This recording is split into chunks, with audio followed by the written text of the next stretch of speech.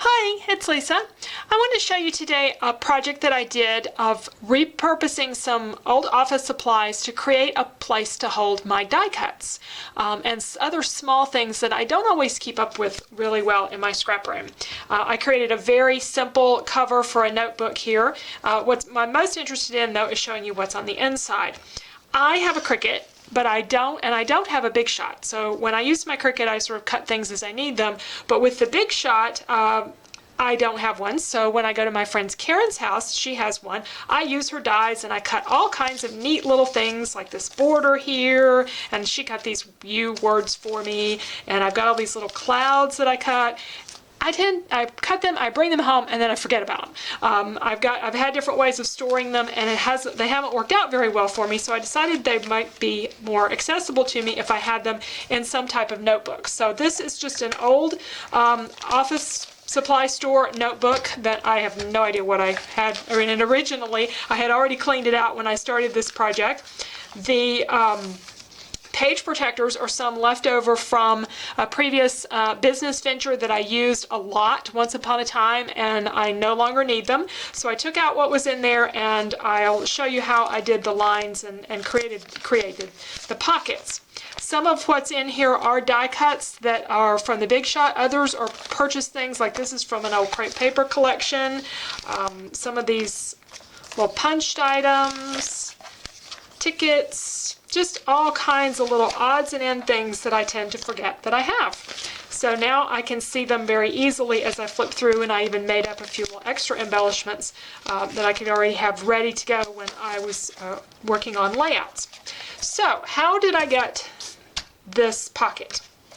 It's very simple. I just took some old page protectors, and I happen to have the ones that are non-glare because that's what I needed for the original purpose of these. If you were purchasing them, you might choose the regular ones that would be more clear. The non-glare ones have kind of a film to them, but it doesn't really matter because they're either one's going to hold what you want to hold in there.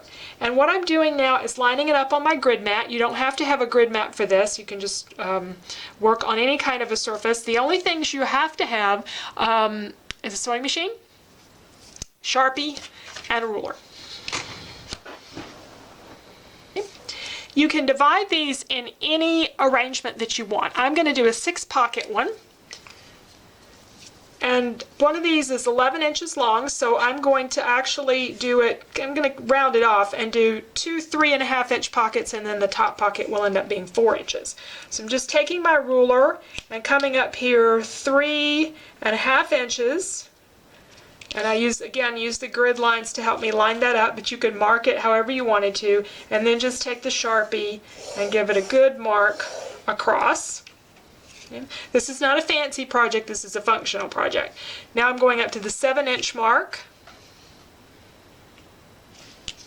and do the same thing. Okay. And then to divide it in half vertically, that would be 4.25 inches. So 1, 2, 3, 4, and then just 1/4 inch over.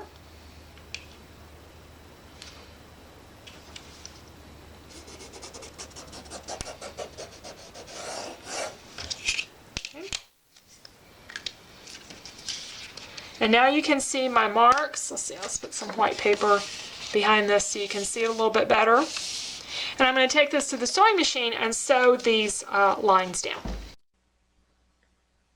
Okay, I'm going to line up my Sharpie mark underneath my presser foot on my sewing machine and just start stitching with a straight stitch. Back stitch a little bit at the beginning. Just go straight on down. And back stitch a little bit at the end, so that I can just trim the threads right off.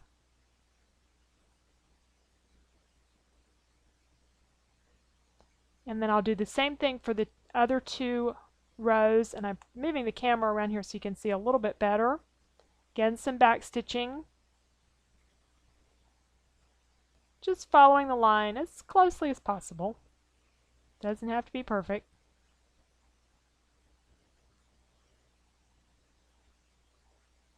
I'll cut this one off, then I would do the other side. Okay, Now when I did this, I didn't worry about sewing perfect lines. In fact, you can see here I got really crooked because I was trying to hold the camera and sew at the same time. That didn't work so well. It doesn't matter because this is just all about being functional. What I want to do now is make a tiny hole just on the top layer. So I'm going to take my paper piercer, and you need to do this carefully because you don't want to stick yourself. And you can kind of feel on the underneath side, I can tell with my finger that I haven't come all the way through. And I've just made myself a little hole. And now I'm going to take the scissors and run them straight across. If you use a sharp pair of scissors, you don't even have to really cut. You can just move them straight across there. It's kind of like you were cutting wrapping paper. And then you got a pocket. And I do the same thing here on the other side. Actually, what I found was easiest is to always work from an end. So I just lay that down. And if you find yourself poking your hole all the way through, you can always start on the other side. It won't really hurt anything. And then I'll do this for the other two pockets. And of course the top two are already opened. Alright, so now I have 6 pockets. The 2 at the top, and each of these 2, and again you could cut whatever configuration you want. I did some where I just did 4 pockets so it would hold larger things. To show you how you might use these, I've got these pieces from Maggie Holmes from Crepe Paper. They are vellum pieces, and I'd like to store these so I can see them a little bit better. So some things I can put front to back, since I'll be able to see both sides of this. And this is where the clear page protectors might come in better because vellum pieces are not going to show up as well through this. But I would just separate these out however I wanted them. I think in my case I would probably put like all the floral things together, all the hearts together, all the circle things together, all the unique items like balloons and the jars in one pocket. So when I get them done, I'm not going to be able to see every single solitary thing in there, but I'll have an idea of what's there, and it'll be easier to pull stuff out and use it later on.